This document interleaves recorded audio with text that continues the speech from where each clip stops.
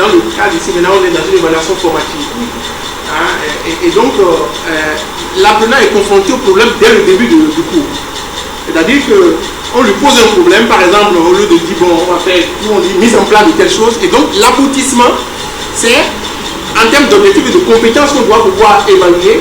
L'étudiant sait automatiquement quelles sont les compétences attendues et l'évaluation sur ce processus-là. Dans cette communication intitulée « Le ICERCO dans la mise en œuvre de la pédagogie active et innovante au Bénin », présentée dans le programme thématique de recherche, innovation technologique et transformation, le docteur Alain Kakpo-Tchitchi propose de nouvelles approches pour sortir l'enseignement supérieur des méthodes traditionnelles qu'on lui connaît. Dans le parcours individualisé, la différence fondamentale, c'est qu'il n'y a plus de niveau. On ne vient plus, les élections ne viennent plus en disant « je suis en troisième année, je suis en deuxième année, je suis en première année ».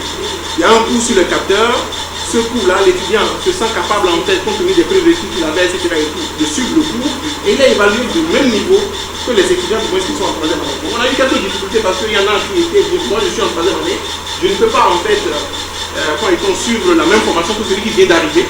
Et on s'est rendu compte qu'en faisant l'expérience en fait sur 4 groupes différents, le groupe on a pris les premières années ensemble, deuxième année ensemble, troisième année ensemble, et un autre groupe on a pris les étudiants de première année, deuxième année, troisième année ensemble, on a vu que les groupes les plus efficaces étaient les groupes qui étaient hétérogènes, qui avaient tous les niveaux. Comme vous le savez bien, nous avons en face de nous aujourd'hui de nouvelles méthodes en fait, donc, d'enseignement qui doivent impliquer davantage l'apprenant pour qu'il devienne acteur de sa formation.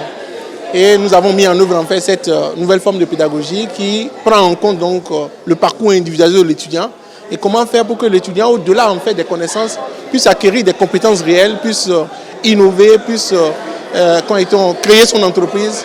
Et donc l'idée a été de voir comment est-ce que, quel a été le dispositif qui a été mis en place et en quoi ce dispositif a influencé en fait le parcours des apprenants, notamment en termes d'acquisition de compétences, notamment en termes d'innovation et d'entrepreneuriat. À l'arrivée, les résultats de cette approche du groupe CERCO sont plus que bénéfiques pour le système. À notre niveau, on a remarqué des tendances essentielles, notamment en termes donc, de parcours des apprenants. On s'est rendu compte que quand on a donné la possibilité aux étudiants, donc chacun en ce qui le concerne, de choisir son parcours, on a vu qu'aucun étudiant n'a choisi le même parcours que son collègue. Alors que dans le système traditionnel, en fait, on est habitué à imposer un parcours aux étudiants, etc. Deuxième chose, en fait, en termes, donc, quand on prend en compte le parcours personnel et professionnel donc, de l'étudiant, on prend en compte sa passion, on voit qu'il se développe mieux, il est beaucoup plus motivé donc, dans le cadre de l'apprentissage. Et ça, c'est important parce que la pédagogie qu'on a, notamment donc, la méthode expositive, qu'on a l'habitude d'observer, les cours magistraux, a montré ses limites. Dans le cadre de la formation aujourd'hui, il faut un écosystème d'innovation. C'est-à-dire que l'université ne doit plus rester isolée. Il faut que l'apprenant soit impliqué dans un parcours qui l'implique dans la communauté. Et ça, c'est important parce qu'on n'apprend pas parce qu'on nous a demandé d'apprendre un cours de physique, ou bien d'anglais, ou bien de biologie. On apprend parce qu'on est impliqué, on apprend parce qu'on a un projet en face de soi. Et plus le projet résout des problèmes dans la communauté, plus je me sentirai utile. Non seulement je travaille pour faire plaisir à mon professeur, mais je travaille aussi pour être utile à ma communauté. La 4e édition des journées scientifiques du CAMES, qui s'est déroulée du 2 au 5 décembre à Ouidah, a une fois encore permis à tout le gratin du monde scientifique de réfléchir sur les voies et moyens pour davantage porter la recherche. Toujours au chapitre des communications dans le PTR Innovation technologique et transformation, celle portant sur le thème pratique pédagogique africaine face aux usages des robots et de l'intelligence artificielle. Quelle passerelle pour leur implémentation en Afrique a été déroulée par le docteur Gilbert Kakpo-Tchitchi. Artificielle ne peut pas être plus intelligente que l'intelligence biologique. Ça c'est clair. Parce qu'il ne faut pas être ingrat, c'est l'homme qui a mis en place l'intelligence artificielle. Et les études ont montré également qu'il y a plusieurs domaines dans lesquels l'intelligence artificielle prend comme un but. La transversalité. Et dans nos cultures, lorsque nous rentrons dans nos réalités culturelles et autres là, l'intelligence artificielle n'arrive pas à interagir comme l'humain.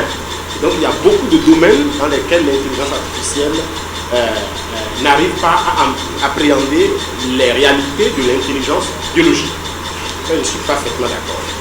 Mais il y a beaucoup de domaines, et ça, il faut le reconnaître, où quel que soit ce que nous allons faire, l'intelligence artificielle est 10 000 fois supérieure à l'homme. Désormais, les résultats des recherches doivent effectivement parvenir aux cibles et pour ça, plusieurs pistes de solutions ont été préconisées. Il faut que le chercheur qui est dans son bureau, le chercheur qui a mis en place son dispositif d'expérimentation soit en relation directe avec les entrepreneurs qui vont utiliser ces produits. Dans la mesure du possible, c'est de numériser ces publications. Donc nous avons commencé il y a un peu plus de 20 ans à numériser nos productions scientifiques. On a environ 70 000 documents en libre accès sur Internet. On fait beaucoup de recherches en labo, on fait beaucoup de publications, mais nous avons besoin d'avoir des interactions avec les partenaires économiques pour pouvoir innover nos recherches et les faire connaître par le public. Il est utile de rappeler que ce programme a été adopté en 2013 par le Conseil des ministres du CAMES dans le cadre du plan de développement stratégique de l'institution afin d'impulser une nouvelle dynamique de recherche au service du développement des États membres.